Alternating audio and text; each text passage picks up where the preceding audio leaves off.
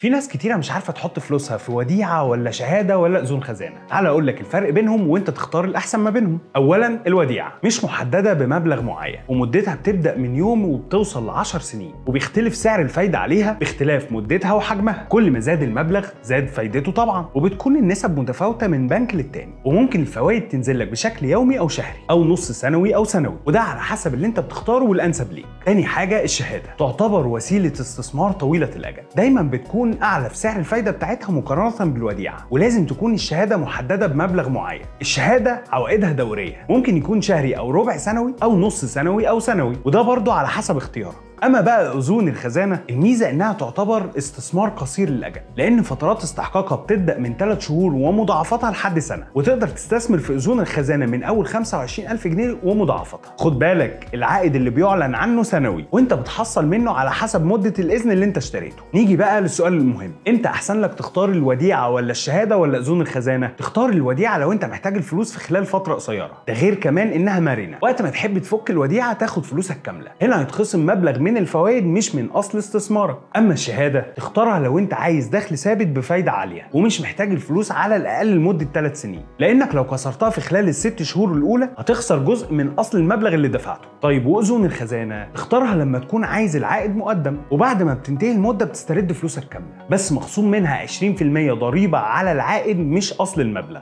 قول لي بقى في الكومنتس، بتفضل تستثمر في الوديعه ولا الشهاده ولا اذون الخزانه؟